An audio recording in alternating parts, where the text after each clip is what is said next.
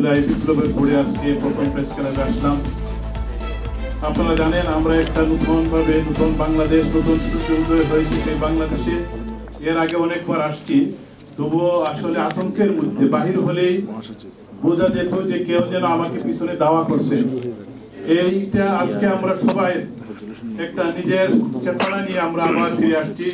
এখানে আমাদের পরিচিত অনেক মুখকে দেখতেছি যারা প্রেস ক্লাবকে সবসময় সরগরম রাখতেন, অনেকেই এখানে আছেন। আমাদের ডাক্তার ইরান চিরন্তন বাংলাদেশ নিয়ে আমরা অনেকবার মিটিং করতাম। পরে লেবার পার্টির সভাপতি আলাল ভাই, আমাদের বাংলাদেশের তথা ইসলামের রাজনীতির গুরুদা পুরুষ এবং সবার শ্রদ্ধাভাজন আল্লামা ইউসুফ সাহেব দামাত বরকাতুম সহ জামাত ইসলামের নায়েবে আমির অধ্যাপক মুজিবুর রহমান সহ অনেকে আছেন। আলহামদুলিল্লাহ পক্ষের কথা আসছে। আপনারা জানেন যে আমরা অনেক চেষ্টা করেছি বিগত 16টা বছর। আপনারা যে যে প্ল্যাটফর্মে আছেন সবই যে হাসিনার পতন কিভাবে হয়, আমরা যখন বাহিরে থাকি, ইউরোপে থাকি, বিদেশে থাকি, আমি 2বার ইউনাইটেড নেশন, আমি এবং মালিক ভাই বিএনপির বেগম খালেদার উপদেষ্টা এবং বিএনপির সভাপতি যুক্তরাজ্যের, আমরা যখন ইউনাইটেড নেশনে যাইতাম এই ফ্যাসিস্টের বিরুদ্ধে, তখন আমরা মনে করতাম আমাদেরকে যেন কেউ ধাওয়া করতেছে, আমাদেরকে যেন এগিয়ে মারার জন্য। এইভাবে রিস্ক নিয়ে সবাই করেছেন, ঐক্যবদ্ধভাবে ফ্যাসিস্টের পতন হয়েছে। কিন্তু এখন আমাদের কি প্রয়োজন? এখন প্রয়োজন ঐক্য। সবাই বলতেছে ঐক্য, কিন্তু আমি দেখতে পাচ্ছি এই ঐক্য আমাদের আতঙ্কের দিন সামনে আরও আমাদের জন্য ভয়াবহতার দিকে আমাদেরকে এগিয়ে যাচ্ছে। বিভিন্ন দেশে প্রত্যেকটা দূতাবাসে যে আওয়ামী লীগ গুন্ডারা পান্ডারা এখনো বিদ্যমান আছে। আপনারা জানেন কিছুদিন আগে যে আমাদের বর্তমান আইন উপদেষ্টাকে ধাওয়া করেছিল ইউরোপের এক দেশে। এইভাবে সব দেশেই তারা আতঙ্কের যে কীভাবে আমাকে যারা আমরা আওয়ামী বিরোধী অ্যান্টি আওয়ামী লীগ তাদেরকে মারার জন্য, তাদেরকে ধাওয়া করার জন্য এমনভাবে উৎ পেতে আসে।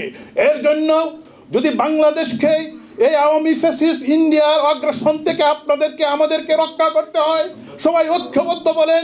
আমি দেখতেছি তো অনেকেই যেমন ক্ষমতার মানে চলে গেছেন, এইভাবে তাদের মনোভাব, এগুলা বাদ দিতে হবে। এগুলা বাদ দিয়ে ঐক্যবদ্ধ প্ল্যাটফর্মের মাধ্যমে আমাদের যারা মুরব্বীরা আছেন তাদের পরামর্শ অনুযায়ী আমাদেরকে কাজ করতে হবে। তখনই দেখবেন আমরা নতুন যে সূর্য উদিত হয়েছে, এই সূর্য আমরা টিকে রাখতে পারবো। আর যদি আবার আমরা ব্যর্থ হই, তাহলে আপনারা সবাই বলেন হাসিনা তো পালিয়ে গেছে ইন্ডিয়া, আমাদেরকে পালাবার আর পথ খুঁজে পাওয়া যাবে না। এর জন্য আমরা ঐক্যবদ্ধ থাকবো তো ইনশাআল্লাহ। আমরা তো ফেইলার, কিন্তু আমার ছাত্র ভাইয়েরা ডু অ্যান্ড ডাই মরব বলতেছে পুলিশে, আমরা শুনতেছি গুলি মারছি স্যার, একটা তো মরছে আর তো হইলে না।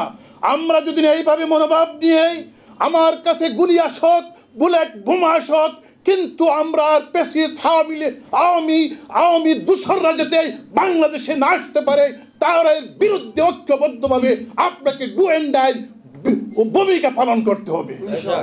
মরব নাইলে আমাদের দেশকে রক্ষা করব। এই প্রত্যাশা নিয়ে যদি আমি কাজ করি, তাহলে হয়তো আমরা এই বাংলাদেশের স্বাধীনতার স্বাদ আমরা পাবো। না হলে এর জন্য হুঁশিয়ার, সাবধান হয়ে যায় আমরা যেন আর কোনো স্বৈরাচার, আর কোনো লুঠেরাও বাংলাদেশে না আসতে পারে। ইসলামী তাহজিব তমদ্দুনকে আমরা টিকে রাখার জন্য ইসলামিক শক্তি, জাতীয়তাবাদী শক্তিকে ঐক্যবদ্ধ প্ল্যাটফর্মে যেন আমরা কাজ করতে পারি, সেই তৌফিক যেন আল্লাহ পাক আপনাকে আমাকে দেন। এতটুকু বলেই আজকের মতো বিদায় নিলাম। আসসালামু আলাইকুম ওয়া রাহমাতুল্লাহ।